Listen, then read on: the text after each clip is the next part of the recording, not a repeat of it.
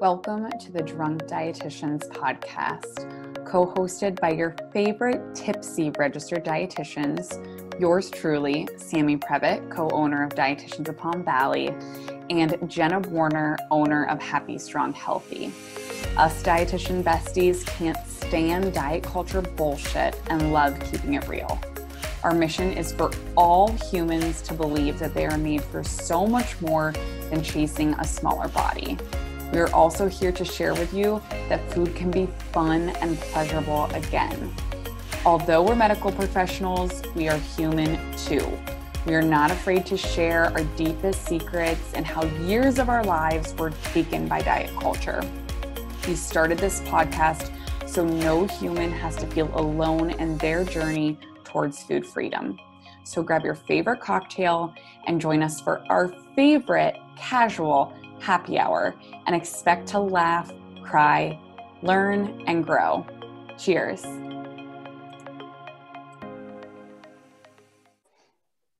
Welcome back to another episode. Today, we were so pumped, and I know Jenna will probably be squealing. Yes, I had a whole moment. Because we had the nutrition tea on Instagram. You may recognize Miss Shana, who we were so excited to have on because she's like, I feel like she's a superstar dietitian. No, she is. That's what I mean. Like, she's famous.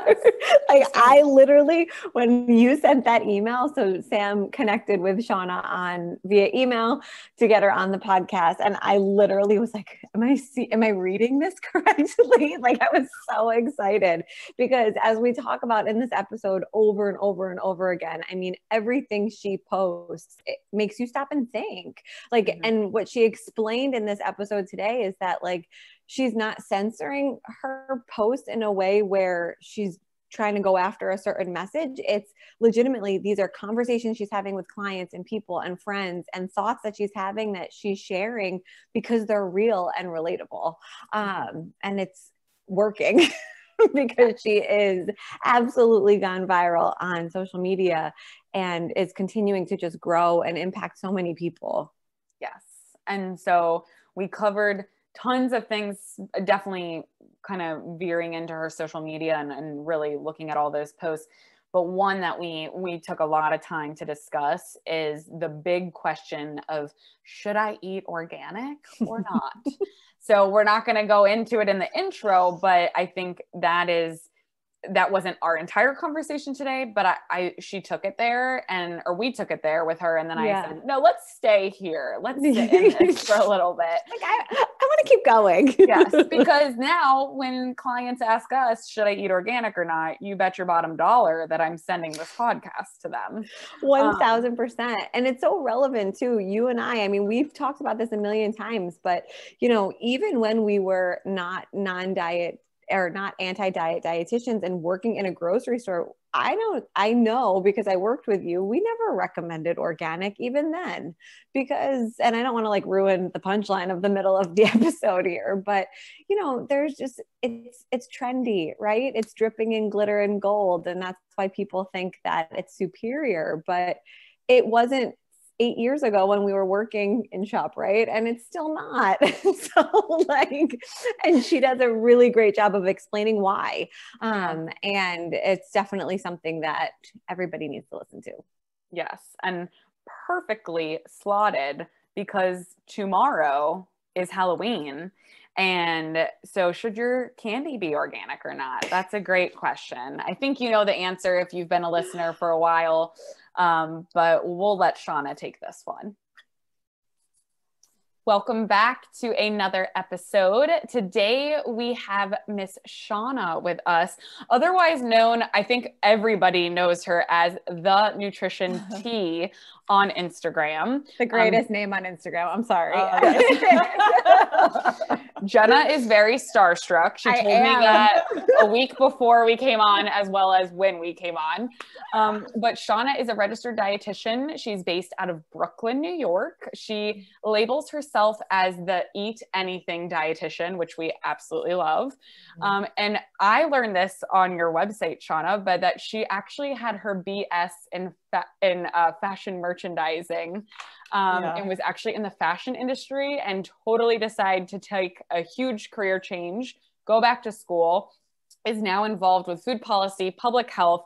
She sees clients all over the world virtually, working in the health at every size, HAES paradigm, as well as intuitive eating. So thank you, Shana, so much for being here with us today. Thank you, guys. I'm excited. Has your Instagram always been the nutrition tea before I get into all of our rapid fire fun? Yeah, I feel like that name is like so incredible. Oh, thank you. And it's so funny because it took me a while to come up with a name. Like I didn't know what I even wanted my Instagram to be like. So if you like look at the first few posts, it's very like all over the place. And then I finally like figured it all out. But yeah, I was just like, well, people need the tea on nutrition. So the nutrition tea. It's so perfect.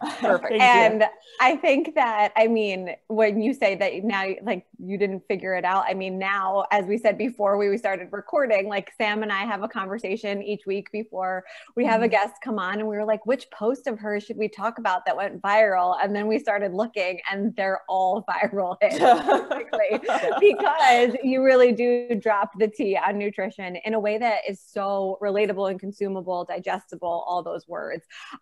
So we're super excited, if you can't tell that. But I'm going to kick it off with our little rapid fire. And the first question's really not fair unless you throw a curveball at me. Would you prefer coffee or tea? Oh, actually, I mean, coffee for sure. Even though I know it's so funny because my name is the nutrition tea, but I'm such a big coffee person. Like I can't do a morning without, like, very confusing. I know. Not on brand. Very not on brand. Not on brand. How about vodka or tequila? Tequila. Okay. Snow or sand? Sand. Wine or beer? Wine. Okay, my favorite question of this like new wave of questioning: pumpkin spice or peppermint mocha season? Oh gosh. I know. I know. It's really hard. Yeah, that is hard. What should I go with? I think pumpkin spice, just because I know that's such like the basic answer, but exactly what I feel. Just because I feel like it's more versatile. Even though I love like the peppermint, but I'm just gonna go with pumpkin spice. Oh gosh. I love that too. It's in my heart. I had somebody DM me today too and said, I agree with the pumpkin spice answer. I was like, thank you so much. Yes. I feel that so deeply. Okay, next up, crunchy or smooth peanut butter? Oh, well, I'm allergic to peanut butter, but almond butter, smooth. Okay. And I'm allergic to almond butter. We're opposites. We've never had anybody with a peanut allergy on here yet. Yes, you're our first. Yes. We did have Fiona Sutherland just dropped a bomb and was like, I don't like peanut butter. And Jenna and I were like, I was taken back by that one. Wow. Because I feel like I'm like in the minority with that one. Like, even though I'm allergic, everyone's like, oh my God, I feel so bad for you. I'm like, sorry. You're like, yeah, me too. Like, I'm actually allergic. Yeah, can't control that. In my household right now, we currently have 2 jars of peanut butter with our initials on them, because each morning we'd go downstairs and be like, who finished the jar of peanut butter? And we were blaming it on each other. So now we have a race to see who finishes first. And it's really tight over here. But anyways, last question. If you could have anything in this world in limitless quantities that's not money, what would it be? Oh gosh. Shauna's like, I wish I didn't come on this podcast. I just like, I love these things because it's like, what would I want? Like limitless quality. This is gonna sound very superficial, but I would love to, maybe this might fall under money, but I don't know, you tell me. Like just a way to travel like limitlessly. Yeah. Maybe I can say airfare so it won't fall under like money. Because I guess it still like falls under money, but I would love a way to like travel without restriction. I guess especially now, the fact that there are so many restrictions on us, that's maybe why I'm thinking of this, but that's the answer I'm going with. I love that. It's a perfect answer. And it's so fun to get to know you in new ways like this too. And, I know we have so much we want to go over today, but one of the other things that like, I love that you like filter into your profile is your love for dance too. Can you tell us a little about that? Oh yeah. I love dance. Yeah, I know. I was like, so I actually started late. Like I didn't start well, that's not true. I did start when I was younger, but I really got into it when I was actually a teenager. And that was sort of my way of expressing myself. Like, believe it or not, I am very much an introvert. And so that was kind of like how I used my creativity and expressing. And I just loved it. And I just continued on doing it. Like, obviously not professionally, but it's just like a way that I can like still sort of find balance, especially now. It's hard now because I'm used to being in a studio with like people, not just like in my apartment by myself. So I definitely miss that, but it's still like a really great connection for me. And I find that it's, especially now when I feel like all of us need some sort of mental break. That's sort of my way of doing that. Yeah. Yeah. It's a beautiful form of joyful movement, for sure.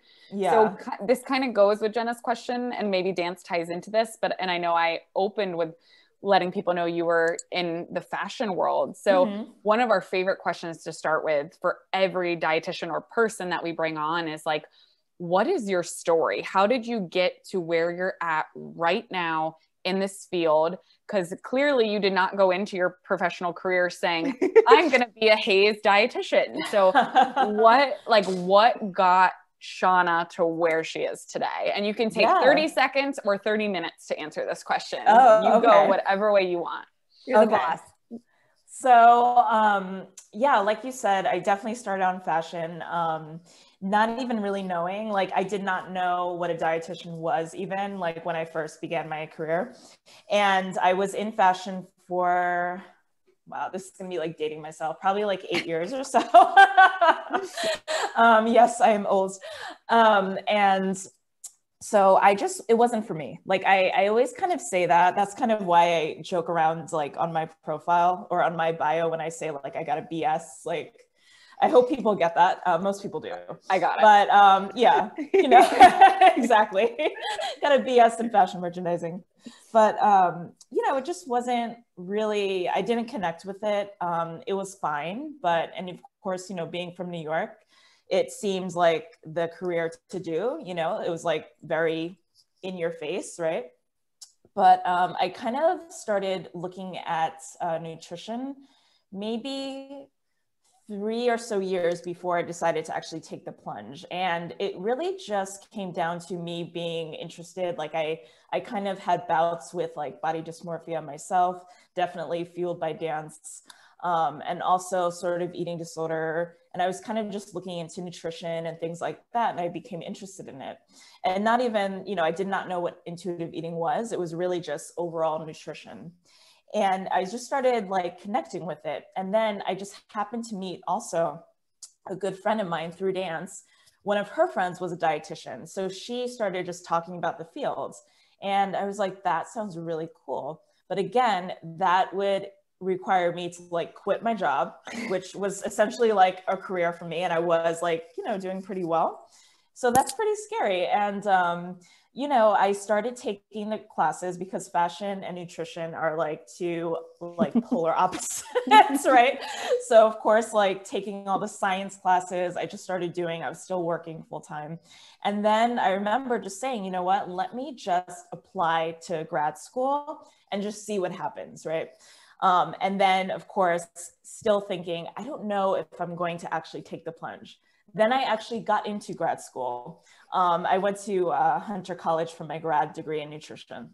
And I was like, well, this is a sign, if anything. So then, and I did the whole thing where I quit. I, went back to school, got my master's in nutrition, then, did the whole like internship, which we all have to do, of course. And then I still didn't really get into the whole intuitive eating. I did not know what that was. I kind of went with what we were all taught in school, right? The numbers. I was still counseling based on BMI. I was still counseling like weight loss, like, you know, all that thing, you know, all that stuff that we're taught, right? And it kind of, it wasn't until last year, really, where I started realizing what intuitive eating was. I actually, last year in Fancy, right? I actually went to Evelyn Triboli's like conference, and that was only because I just went with like dietitians that I was, you know, I didn't even know who she was. That's so embarrassing. I did not know who she was. And I was like, what's intuitive eating? And then I remember like her whole session, I was just like blown away by it. And then I started looking into it, and then that started getting the wheels turning. And then I started thinking like, this is really a good way to counsel people. You know, why am I looking at BMI? Why am I like telling people, giving people a meal plan, you know, with calories? Like, that's ridiculous. And so that's sort of how it sort of spiraled. And now, yeah, that's kind of like how I became the way I am now. That sort of like led into it. But yeah. Oh God, I hope she's not listening. She didn't know.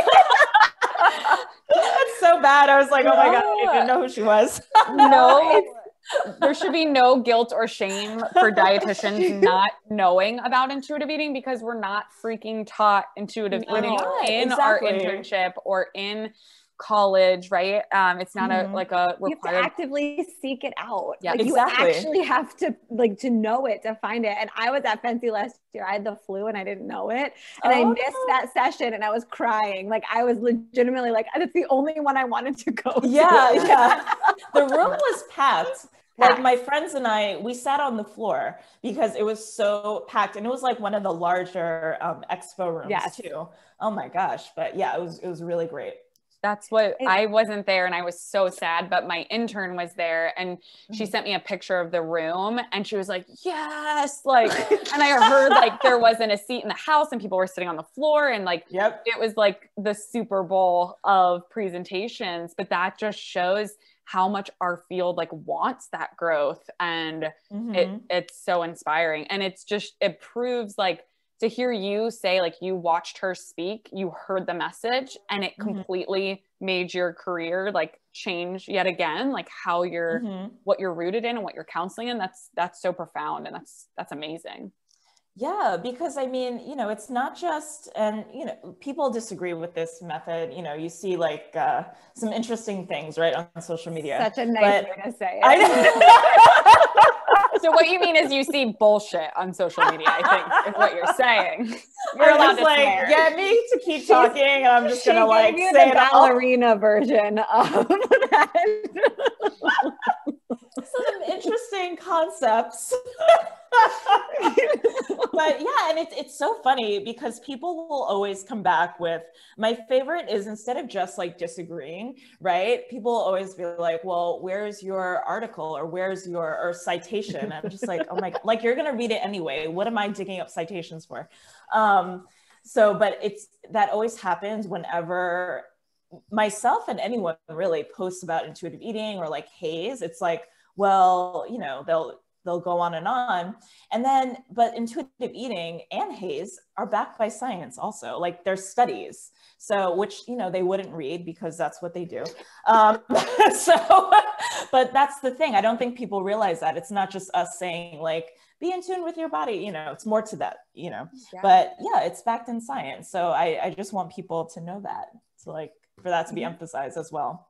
So this week I teach my company has a group coaching program, and after each week session, we ask for questions. I do a Q&A, and one of the girls in the group this week had the best question. And it was actually a reflection after listening to our intuitive eating episode with Evelyn, just saying like, she's filled with rage over the fact that she doesn't know how to trust healthcare professionals. And it started this incredible conversation just about inherent biases and how doctors and nurses and dietitians are humans and people. But then we go deeper, and like, dietitians aren't taught this. Like, the ones that are teaching it now have to actively like unlearn first relearn, and then do the work themselves in order to share this message with the masses. And, you know, I think that hearing you speak, and thank you for sharing that, you know, you've struggled with whether it was body image or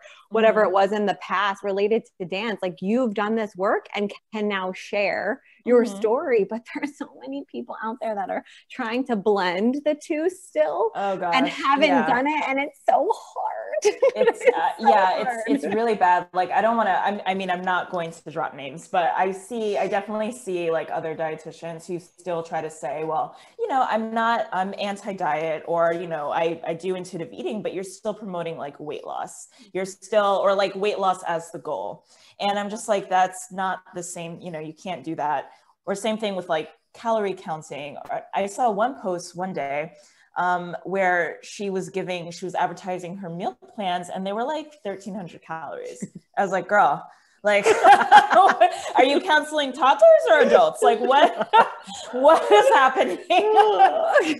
So no, like all of us dietitians, we're definitely not all on the same page, you know. I will say at Sam's face.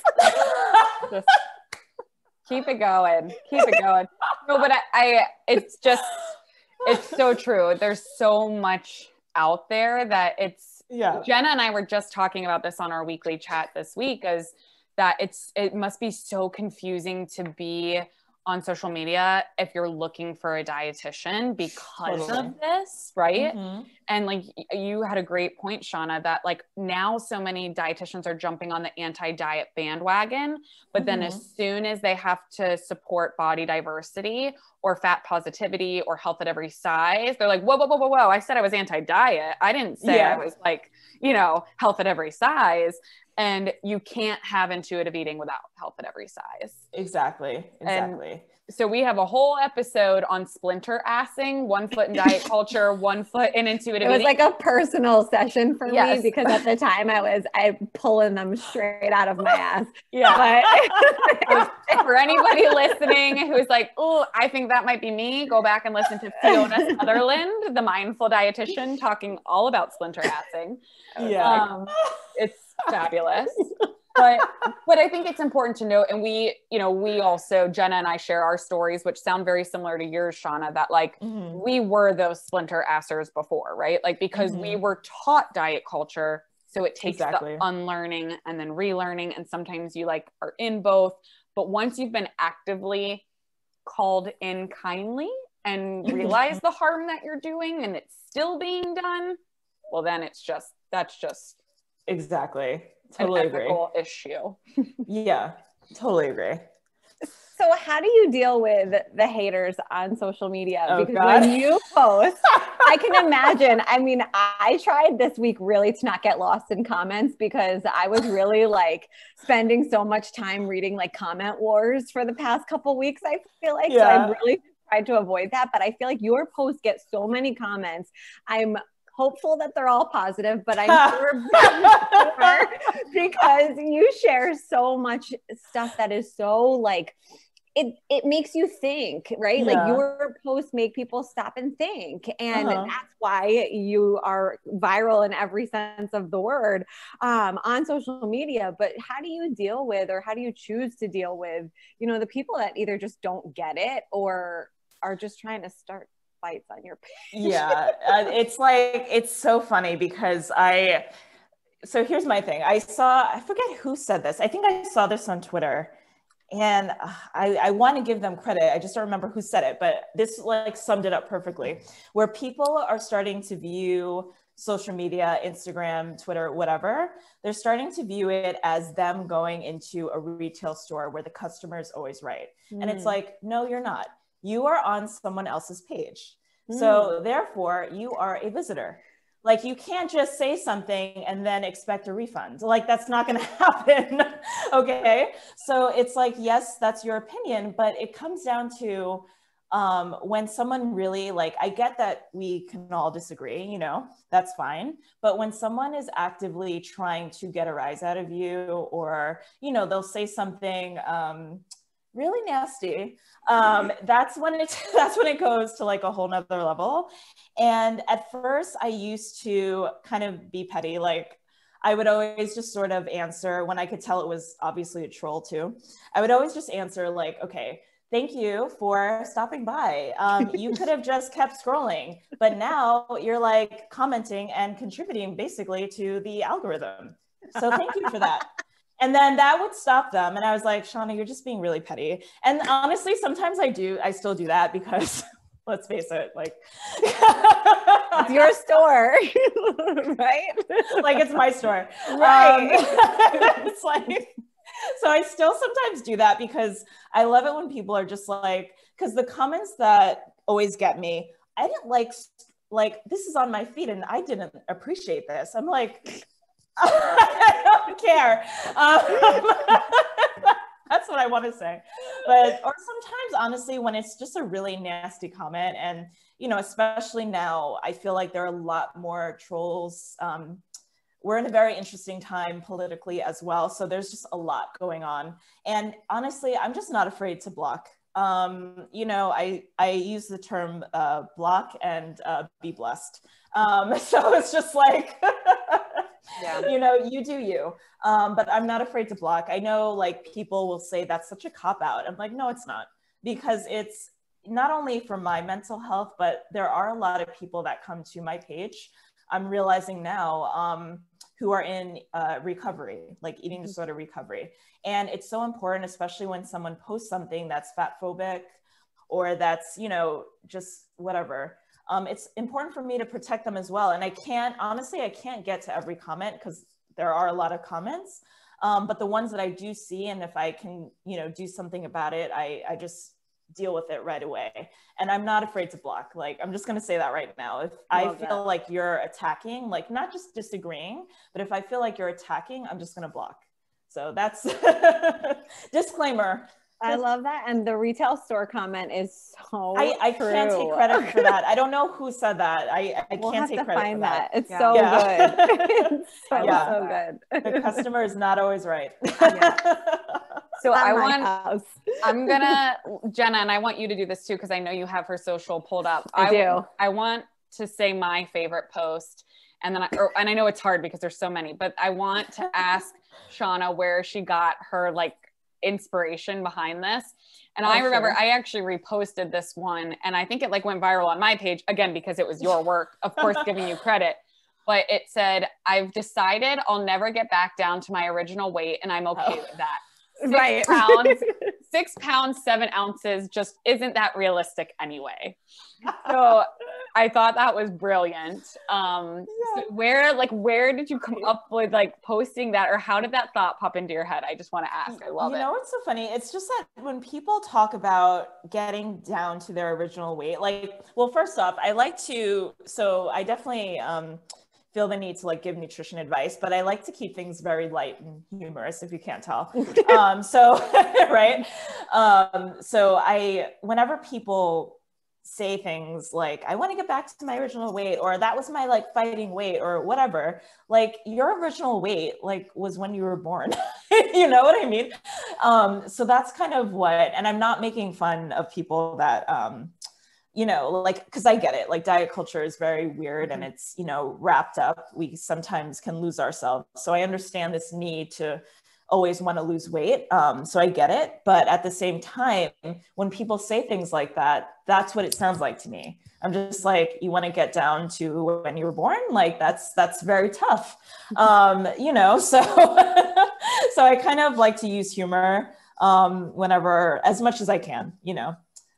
So that's sort of where that came from. Well, and I think that really stops people, right? It's a way of like, and again, as anti-diet, intuitive eating dietitians, as we always like to say, we're not anti-humans losing weight.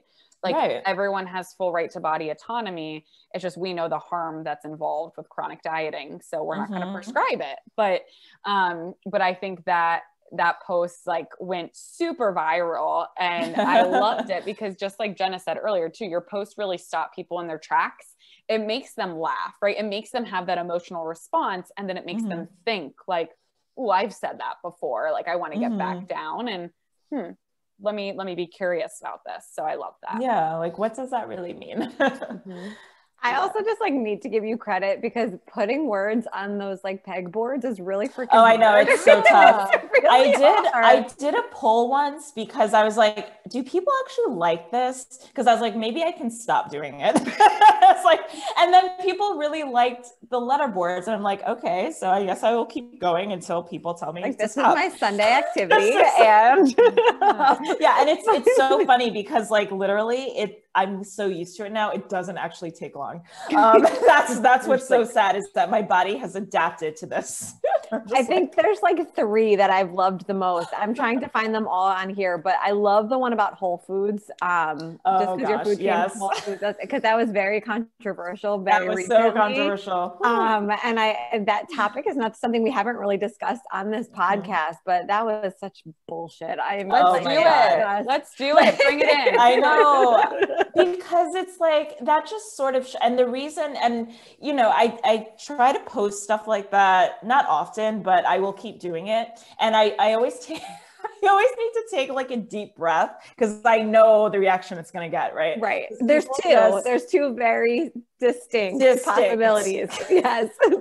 And it just blows my mind because people are still so wrapped up into their own world because I post things like that. And even though I always say, if you want to buy organic and non-GMO or whatever, that's fine. You do you, like, that's your money. My whole point is because, you know, I do still work in public health. Like there are people that can't afford that. There are people that don't have access to grocery stores. And I don't think people understand that. Like even, you know, someplace like New York, their food, or it's not called food desert anymore, it's called food apartheid, right? Mm-hmm. They're still very much prominent and people don't get that, you know, because I always get the comment, it never fails, right? Well, I'm not rich and I shop at Whole Foods and, you know, I can budget. I'm like, and that's what the CEO said. Good for you. Like exactly. Right. Like exactly. That was like, what? Like, where do you live? Exactly. It just like blows my mind. Like that's how people are. And it, you know, even if I wasn't working in public health, like I just don't understand how someone can assume just because they have access to something, everyone else does. Like that mentality blows my mind.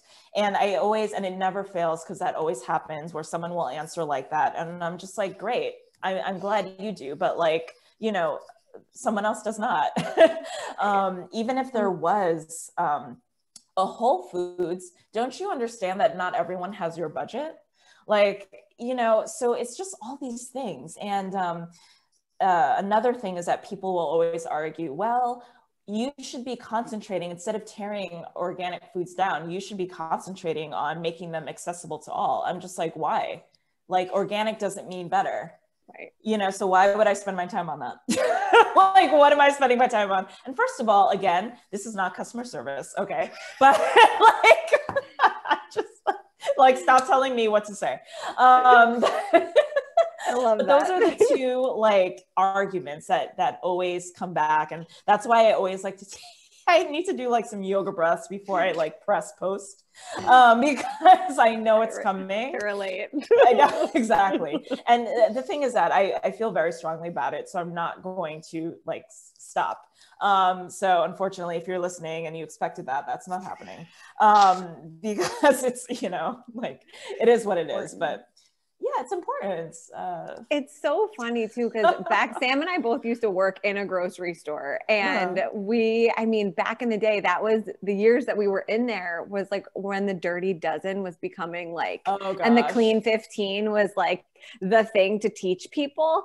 And it was even then, like to us, like, this doesn't make sense. Like, what do you mean? Wash your fruits and vegetables. Like, what do you mean? Exactly. And people just want to cling to something. And it's the same thing with juicing. Like, why do you need to drink 9 pieces of celery at one time when you could, or like, you wouldn't eat that much? Like, exactly. You know, it's just, I think it's the education behind the choices that people just don't want. Right? Yeah, like, totally. They just don't want to waste their time. They just want to do it because it's better. And I think that's where we get stuck against these walls. Mm-hmm. Totally. Or it's like someone promoting it. Usually it's like celebrities or like influencers, and, you know, people kind of run with it. So when someone, you know, like when a celebrity who is kind of, you know, like who looks great, right? I'm not going to, not dropping names this time because there are many of them, right? So like they look great and they'll say, well, I eat clean, right? That's another phrase that drives me nuts. Like, I eat clean, I eat organic only. And so people look at them and they're like, oh, they look amazing, so I'm going to eat just like them. It's like, okay, but do you know that this celebrity also has like a personal trainer? They also work out probably like 4 times a day, right? They have nannies taking care of their kids, so they are living stress-free. Like all of these things that they don't take into consideration, they're just seeing, well, they eat organic, so I'm going to eat organic. It's like, there's more to it than that. And organic isn't superior. Like organic still uses pesticides. Not going there, but you know, anyway, it's just like, it's unnecessary. Yeah. I feel like I'm rambling now. Like, no, I love it. So good. Organic is unnecessary. Well, I agree. I agree with all of this. And I would actually, if it's okay, I would like to go there. So yeah, I would love, because of course, I think we're talking a lot to the trolls, and I want to kick them out of this conversation. So I want you to imagine, because you know that there are people that are genuinely like curious, right? Or like Jenna was saying, like really do lack the education. Maybe some don't want it, but for those who come to you and say, Shana, like, should I spend more money to get the organic produce versus the non-organic? How do you like phrase that to them? And what would you say to them? I always say, first of all, like, look at your budget, because if they have, let's just say it's someone with unlimited means, right? Who knows?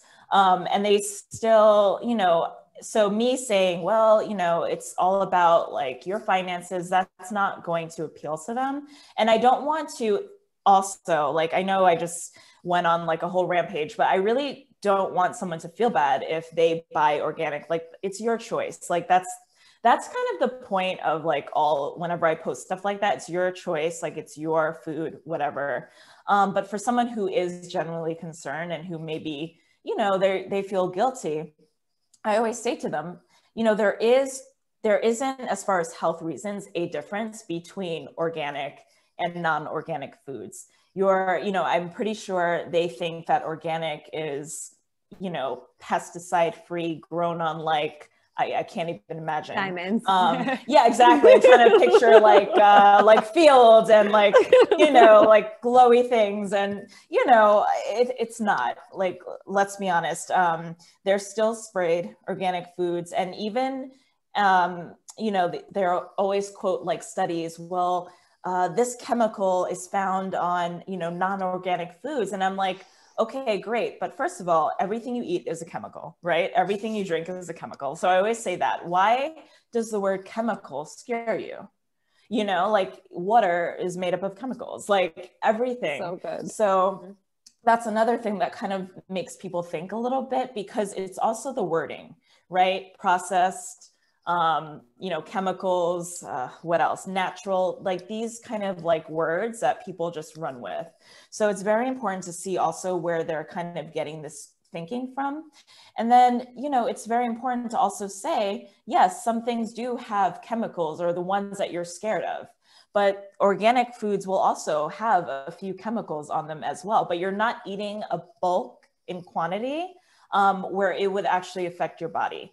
So then, you know, that's generally what it comes down to. They're afraid that eating all of these things are not good for them, right, body-wise. So I kind of put it that way too, where it's like you're not even eating enough where it would affect your body if something was on it. And plus, I'm gonna guess that you are washing your fruits and vegetables, right? So if something's on it, you know, so that's what it comes down to. I love that. Yeah. That was so perfectly said. And I think it really just comes down to wording, labeling, and what is out there, right? Like Totally. the big accounts are posting, like you said, their organic foods and the why behind it for them. And I posted something once that said like the healthiest food you can eat is the one that you have access to, and people were like, I don't get it. Okay. Okay. Of course. I'm just going to sit here and just like, I'm going to try this again later. Like, sometimes that's what you have to do. I'm just like, I can't, I don't have the energy right now. I'm going to tap out for the day and I'm going to come back another time. But like, I think that when we can really be like crystal clear about that and like understand that if you can't get it, right? Like it's not better for you. Like there's a huge disconnect there, but I love the way that you just explained that. And I think it's going to educate the trolls and the population that we want to reach. So thank you for that. Yeah. It's true. Yeah. Well, it's funny because those trolls will also, I have many of them as well. I think we all do. And they try to turn it back on you. Well, like you're shaming like me for blah, blah, blah. Totally. And it's for like, wanting to lose weight. Yeah. Or for wanting to eat Whole Foods or whatever. And like back to what Shana said, it's like you have full right to whatever you want, but you sitting there on a high horse telling others that they need to do this, that is not okay. And that's where we draw that line of educating people. Exactly. Totally. I get stuck sometimes. I don't know if either of you can relate to this though, is like, I hear that and then I'm like, but my way's right. I know. No, totally. I have yet to do a post, and this is going to sound so bad and so like egotistic, but I have yet to do a post that I regret. Like no one, even when someone brings up maybe a point, maybe about how I said something in the caption, then I'm like, oh, okay, I didn't think about that. But as far as the idea, no, like I stand behind what I say, and I think we all do, because we all are thinking along the same way. And, that's super important. So I never will see a troll comment, especially, and someone, and where I'm like, oh God, I wish I hadn't posted that. Like, no, sorry. Yeah. But I think that's a testament to, like you said, what you are doing. You're so rooted in your message, like, and no matter what, like you have those roots, that foundation, and that's a good thing. Like, I don't think that's a bad thing at all. And I would have to agree with that. Yeah. If you go back to my page before I knew what intuitive eating was, those posts I do regret, but that's only because they were those were diet culture posts. But anything from Evelyn Tribbley on, then we're good. We're in the clear. Same. I look, sometimes I go all the way back. I'm like, what were you thinking? I was like so all over the place because I had no idea what I wanted to do. And I did not even think that I was going to be on social media a lot either, because I never was into it. And I was just like posting my food, like what I eat in a day. I was like, oh God, girl, what were you doing? But it's so refreshing. It's so nice. I mean, we've had so many dietitians on here with a similar story, and it's just so amazing to me. And I know I can speak for Sam too, that like we've all found like our voices, right? And like I was never confident in my voice when I was spewing diet culture because I hated myself, right? Like, I'm sorry, I'm laughing at that, but that was great. That's a great but it's quote. True. Right? Like it's just like you're a statistic at that point. But like I'm looking at you two right now, like two super strong voices on social media, and the other like guests that we've had on here with the similar stories. And it's like we've found our space and our voice, and we feel confident in it. And like there is no shame in this game anymore. No, definitely not. You just have to, and people always ask me too, I get this a lot, and this is going to sound bad because it's always like, well, how did your social media become so big? And and it sounds like I'm lying, but when I say I do not try, I just literally post whatever I'm feeling, or sometimes it will be after I talk with a client and they'll say something and I'm like, oh, they had this thought, so maybe other people do. So I'll post along that line. It just comes to me. And I think that's very important, as even if you're not a dietitian, right? Like when you have a strong belief in something, like stick to it. Like that's how you really find your voice, and others will follow. So I'm a big believer in that. I love that. Yeah. I love it. So we usually wrap up our episodes with We called it our nutrition tipsy. Not anymore. So, you didn't even say the name of our podcast episode when you introduced the podcast episode. I don't know if you recognize that, Sam. But, I did. And now we're rebranding. We're rebranding. We're going for it. Yes. But really what we want is, I mean, we talked about a lot of different things today, and you can take this wherever you want it. But for people who are kind of wrapping up this episode and listening, if there could be like one big takeaway that you want them to walk away with, what knowledge bomb do you want to drop on them right now? You know, because there's so much misconstrued thoughts with like anti-diet in general, and HAES and, you know, intuitive eating, it's all sort of wrapped up in one. And, you know, and I've said this before many times, like anti-diet does not mean anti-health.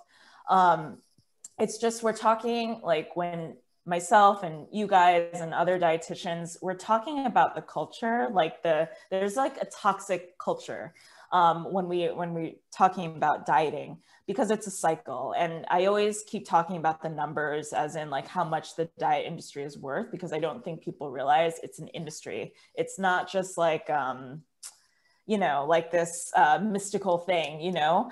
And so I want people to realize that, yes, we are bashing essentially dieting, but we are not ignoring your feelings, as far as it's totally valid to want to lose weight and to get to a certain number. And I just want to make that clear, because I do personally, whenever some people do reach out to me as far as like counseling, they're like, well, I know you're anti-weight loss. And I'm like, that's not necessarily true.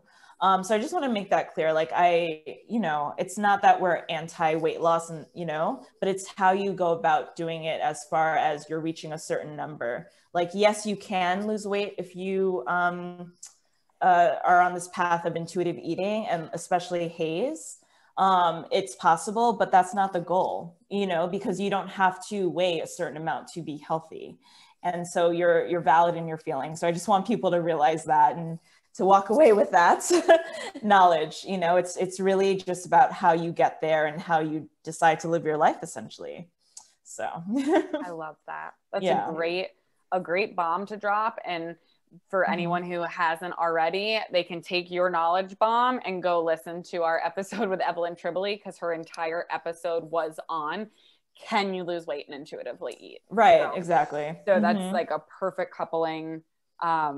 Thank you so much for everything that you shared today.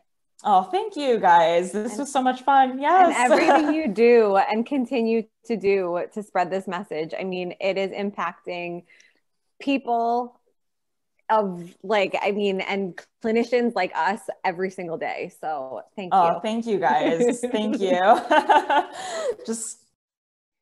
Guys, thank you so much for listening and being here with us. I am virtually cheersing all of you. We absolutely loved sipping on a cocktail with you and sharing as many nutrition tipsies as possible during this episode.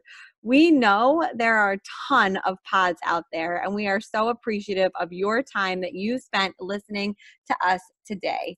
Please be sure to check out the show notes for episode details and all of our guest information. We promise to keep bringing you the best and the most knowledgeable and fun guests we possibly can. Please be sure to subscribe, like, share, and post if you enjoyed our content today. And visit us on Instagram and Facebook at Drunk Dietitians to find out what is up next for us on the pod. We absolutely love you. We appreciate you and can't wait to spend more time cheersing with you soon.